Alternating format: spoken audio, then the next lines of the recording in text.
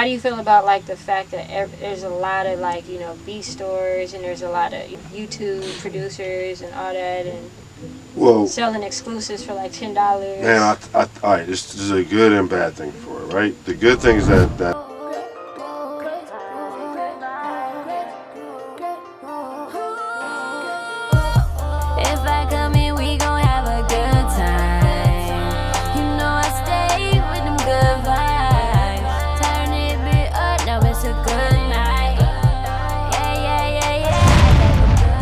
What's good? It's your girl, my name's Strings. This is Good Vibez Da Show. We got Fu in the building. Fu, go ahead and, you know, introduce yourself and everything. Man, I'm Fu, producer, A&R. You know, just a dude that's just out here just doing my thing, you know. Dope. So tell me about like how you got started in music. Did you get started like early on, family or anything like that? Yeah, a little bit. Family. My uncle was like a replacement drummer for Prince's band back in the day. So when I was a kid, they used to practice in my house, and that was like really short-lived. But then I really got into music when I went to Atlanta and was working on a mixtape with a local rapper from Minnesota named Fick, and I was already kind of doing it, but like going to Atlanta and us meeting Cannon and doing the mixtape and all that stuff, then I was like, oh yeah, I can really do this shit. Then I stayed in Atlanta, just really grinding it out, you know what I mean? So what made you move to Atlanta from Minnesota? Was it like you moved with your family, or you had moved? No, it was really some bullshit. I mean, like, it just was some bullshit. It was like, you know, like, all right, either my life can go here or here. So I just chose to stay in Atlanta, and it was with some friends that was from there too, and they kind of like, you know, low key left me in Atlanta. Damn. But it was a good thing though. At first I was mad about it, and it was really hard. Wait, hold on. Y'all went from Minnesota and they left you in Atlanta? Yeah. We went to work on music. We went to work on, like, we did the mixtape with Cannon. There's a bunch of other shit I, you know, wouldn't off camera I'll tell you, but like went to work on music. And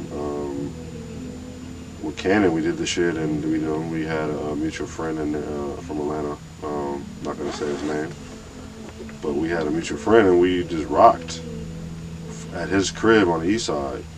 And it was like for like 2 weeks, you know, just figuring it out. And they were like, well, woke up one day, we were discussing about leaving back to Minnesota, and then the very next day, I woke up and they were gone. Asked my guy, I was like, bro, where did such and such and them go? He's like, bro. So he didn't even know they left? Oh, he did. But they gave him some bread to kind of like hush, not tell me. To hold me, I guess, to hold me down. So when I got up, I woke up and he's like, here's some bread. And I'm like, what? I was already tripping about what the fuck's going on? Like, and he's like, yeah, you might as well. And he convinced me. At first I was pissed off for 2 days. I didn't talk to nobody. I just stood in the room because he had like a townhouse 3-bedroom. And I was in a room just not saying shit to nobody, and like trying to figure it out. Like, yo, I'm gonna get doing this, doing that, and then we ended up having a fucking 6-hour talk. And he was like, you should just stay. This might be a better opportunity for you. He's like, bro, you can do this and do that. So for like 3 whole days, I was just sitting in this man's crib, and one day he was like, yo, bro, I'm tired of you sitting here. He said, bro, go intern at Affiliates. Go with the homie. He could walk you in, because the homie I was with, that was kicking at his house too all the time, but he'll be back and forth, you know, just somebody that comes over to drink, you know what I mean, chill, girls, you know, just normal kicking and shit, Atlanta shit. He was a studio manager for Affiliates, pretty much. So he was like, yeah, come down there, I'll get you an internship like that, you know what I mean? And that's what happened, so I just started interning at Affiliates. So what type of stuff did you have to do to interning? Like, because I know, so you were already producing and stuff at that I was already producing and DJing, already knew how to do all that shit, but I wasn't confident in shit. You know what I mean? Like, I only was down in Atlanta for Fick. You know, I'm going to say his name because I fuck, you know, Fick and Rocky were all, you know, and like, I was only down there for him for that. I wasn't really, and I'm just thinking DJing, I'll DJ his shows, whatever, we'll do, whatever. I wasn't thinking about it totally. I didn't have, oh, I'm about to produce, I'm about to go to A&R, I'm about to do a man. I wasn't thinking about the whole spectrum of nothing. I was just fucking winging it. Yeah, because you were really there just for like bullshit. It was bullshit. It was total bullshit. I meant it was It was deeper. Like I said, it's deeper than that. It was straight bullshit. It was the most dumbest shit ever. But lucky I persevered and made something out of it. But like like I said, get back to the affiliates thing. So at affiliates, I was actually, taking trash out, mopping floors, going to get niggas food orders at motherfucking Pearl or the other little spot that used to be on Peter Street. Cause so like real internship, because Phillies is off Walker Street and it's like a couple blocks from Peter Street, so that's the kicking spot. It used to be. So that's like Buckhead, not Buckhead, but like no, it's like Midtown or Midtownish, corner close to the west side. Okay. You know what I'm saying? Peter Street. People that are from Atlanta that watch this, you know what I'm talking about. So back then it was really popping. Like everybody be out there. B.O.B., Future, Chains, everybody's out there. Anyway, so just going doing that, and then one day I got graduated. Oh, what's that? Oh, the chairs just fell. Oh, shit. That scared the shit out of me. Woo! I was like, what the fuck? You know what I mean? I'm cool on the pressure. What the fuck I was gonna say? Oh, I was talking affiliates. So one day I graduated from, the grunt shit, and then I started having to help package the CDs.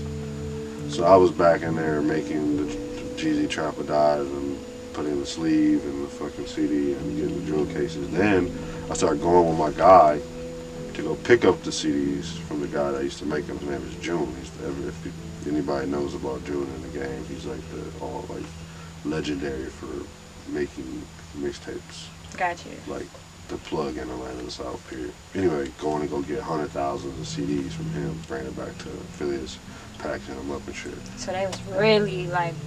What?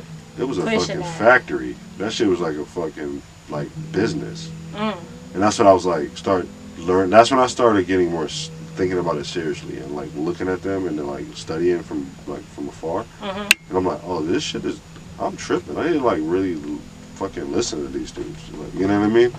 So one day, they're doing affiliate radio. This is back when it first started, so it was popping. They had everybody coming through, Fab, all these rappers coming to spit freestyles and shit, and my bad. Can you cuss? I don't want to. Yeah. Okay, I don't want to not demonetize your page or whatever. No, you good. So they're doing all this fabulous shit.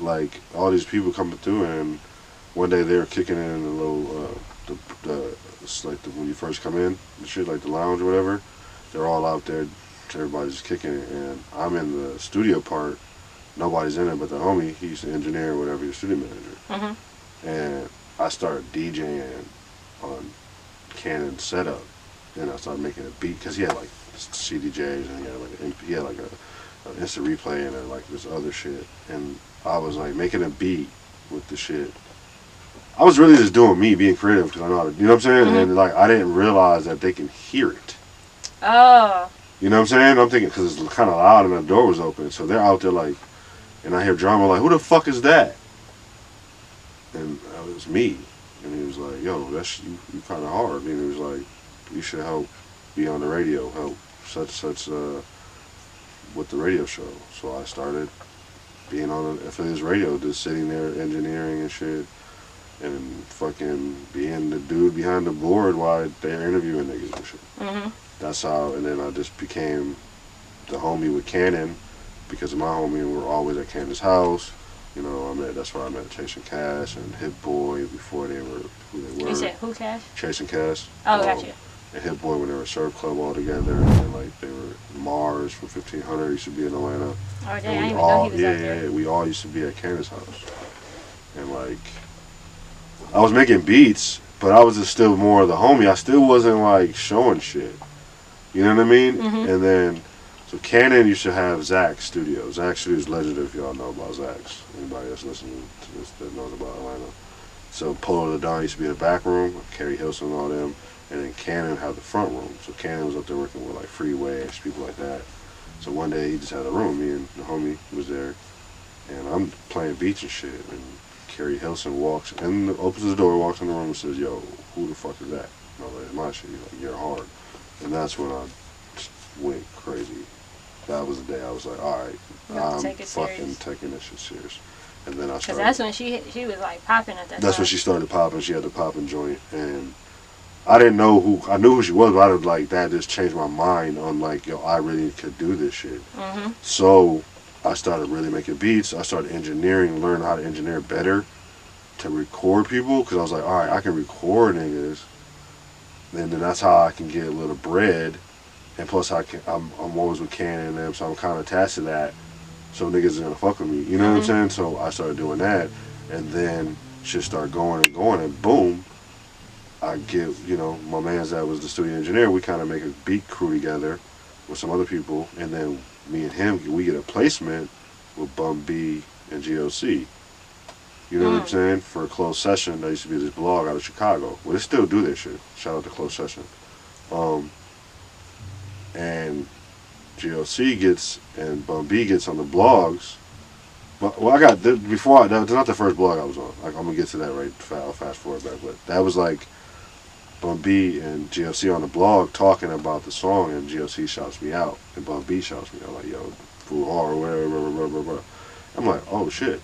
So Cannon sees that, and he kind of takes me way more serious with the beats, and like I'm doing the radio show at the studio that I was at, and things got really more serious. I started getting paid, you know what I'm saying? And then like, I'll pick right back up though. Alright, keep going 2 seconds. Yeah, so I did all that, and Cannon was like, "Yeah, I want to fuck with you. I want to sign you." So I signed to Cannon. And that's when shit started changing, because I was around Cannon all the time, engineering, being at his house, making beats, and then I got a placement, rest in peace, with Grip Plies. Grip Plies is an underground legend in Atlanta, and I had one of his underground hits called Day He Is, and that's when shit started changing, and then I started being at South by Southwest, and doing all this major shit, you know what I mean? Being around all these people that are now like megastars, and I'm fast forward a lot of shit because it's a long story, but like going from that into, also while doing this, I'm gonna be real, I was homeless. Homeless. I'm totally homeless doing all this shit, right? Playing it off, living at a studio, couch surfing, and then living with my guy for a little minute, and then I meet Stevie Williams. Comes to Atlanta from DGK. Him and Cannon are friends because of Philly. Whatever happens, we end up meeting each other at this little restaurant. We became cool. We had dinner and shit. He just became the homie, and I started being around him every day, still making beats, still doing my music shit, and then like became an honorary member of DGK. And I remember I used to get free clothes. I didn't have to buy, and I'm still mighty homeless. And then this man, Stevie Williams, see me grinding so much, and then he opened a store with Cannon called Skateek. He let me work in the store for pay. He let me stay in I stayed at Atlanta Station. I had a crib, I had I had my own bedroom, so I wasn't homeless anymore. So I was like. So how long was that transition from getting to Atlanta and then? I stayed there for 8 years. Until Stevie I got the crib with Stevie, and then I continued to have a couple cribs because of that. And that was like 4 years of really homelessness, and then all that shit ended because Stevie left Atlanta, and the store stopped. Because Atlanta was I'm not gonna lie, like Atlanta is a different place, especially like if you just need a regular job, like. Oh yeah, see, I knew about that too, because at that time I was walking around off of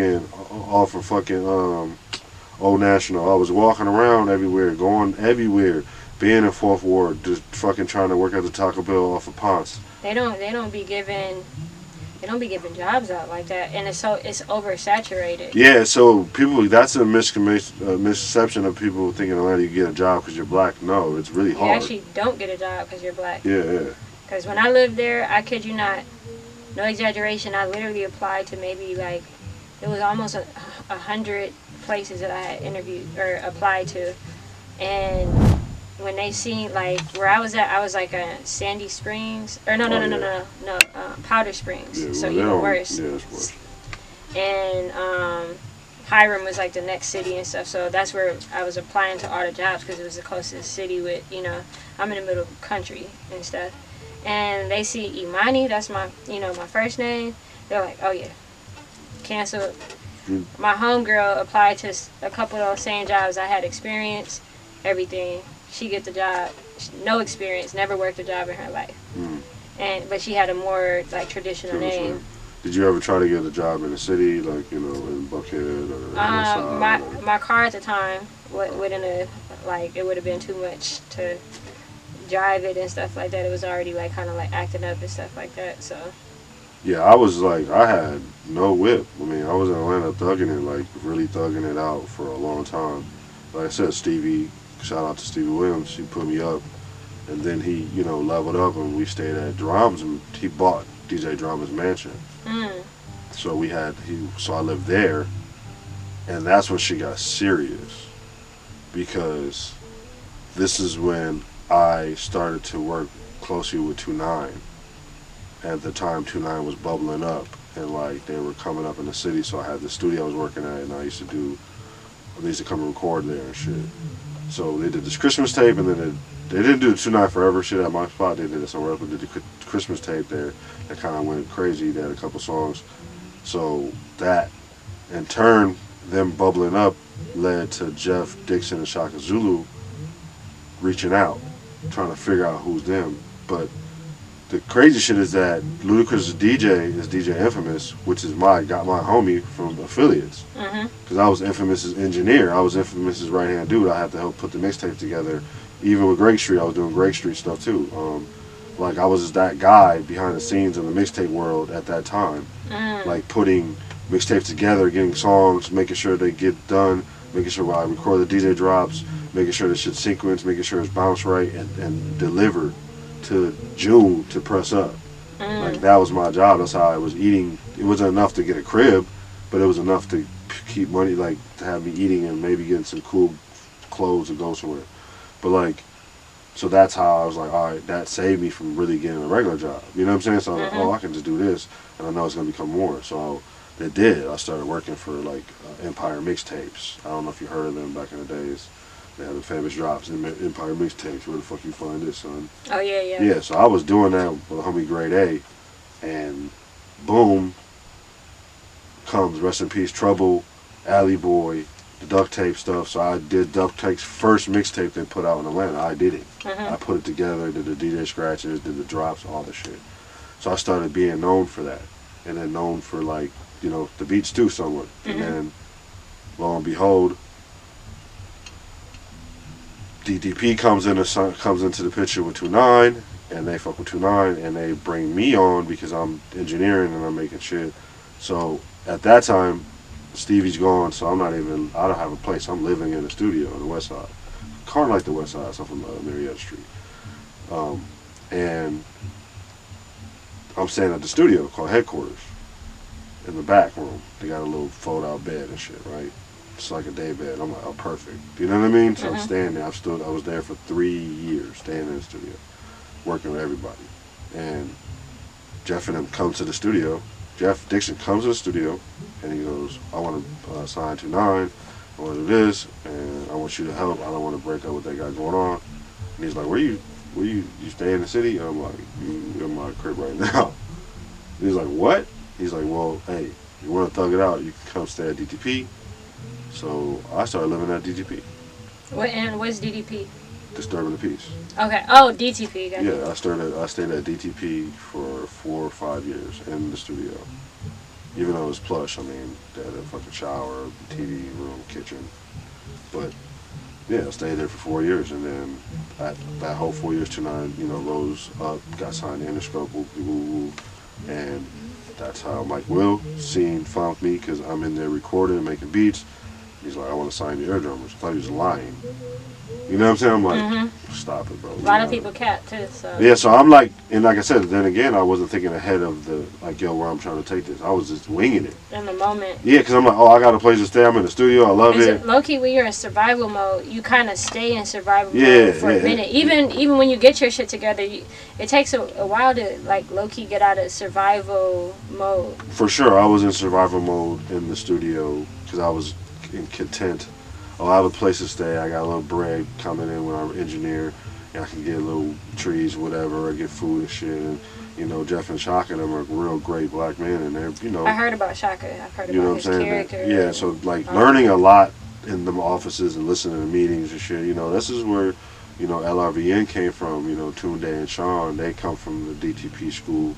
A lot of people come out of there. You know what I'm saying? So it's like I kind of got blessed to be around that. Even though I'm a creative too, and I got to come around, you know, for certain things. But that led me to Mike getting signed to Eardrummers, and that was like the first time me getting a fucking big check, and I'm like, oh shit. So fast forward, Mike starts working on Rae Sremmurd. Rae Sremmurd gets signed, working on Rae Sremmurd album, part 2 in LA. Gets a crib in LA. He takes Mike Miller's old crib, Sherman Oaks, and we all stayed there. It was an Eardrummer house for 2 years. And that's how you got out to LA from? Well, yeah. Well, I was back and forth for 2 years, so I come out for a month and we work, and I go back to Atlanta. But I wasn't out in LA moving around. I was just only at the Eardrummer house and getting food and weed, and then going back, go back to the house. Yeah. You know what I'm saying? We stayed together. If we went out, no, we didn't even go out at that time. Right? Maybe Sway was going out, but nah, he was. Nah, because at the beginning of their career, they were like real like chill, you know. Yeah. Well, they were just getting into it. So they were like, we were having parties at the house. Really, honestly, nobody was really going out. If I can call, maybe they did. I wasn't there, but I know we would have parties at the house. We would work, have parties anyway. So from there, living here, going back and forth. One day, they were leaving on tour, and I'm like, man, I'm about to go back to Atlanta. And Mike was like, why don't you just stay at the house for whenever? Just you can stay whenever. Ain't nobody gonna be here. Hold it down. I was like, what? He's like, yeah, just do your thing. And he was like, man, just make sure, you know, whatever. And I was like, all right, bet. So I stayed here for 2 weeks in a big-ass mansion by myself. And that's when I went out in LA and I started learning shit. And I was like, you know what, I'll fuck with this shit. I met some people, boom, and little behold, I moved. I was like, you know what, I'm just going to move out here. So what made you like Atlanta, LA over Atlanta? I still love Atlanta. I still miss things about Atlanta. But LA felt like growing up in Minnesota. A little bit. What you mean? The multiculturalness of shit. Yeah. And like how the neighborhoods are set up, and how like this certain people, because I feel like there's a, you know, Minnesota has a certain snobbery to it. You know what I mean? That people don't know about, and they have it here. They said Minnesota nice, but it's not like... No, it's like that here too. But it's not that nice. No, it's like people are here, oh yeah, dude, whatever, but it's like they gonna talk shit behind your back. So it's like kind of like that. It was like you already kind of knew that maneuvering that, like, and I'm like, I still know how to maneuver Atlanta, because Atlanta, I ain't gonna lie, Atlanta changed me. I got acclimated to South morals and certain things that, you know what I mean, and like certain things I do now to today, even living out here for a little while, I still do, you know, and still act the same. No, Atlanta, because I live down there, and it teaches you hospitality like crazy. Yeah. Like you're gonna learn how to have some manners and respect, even more than what we learned like in Minnesota.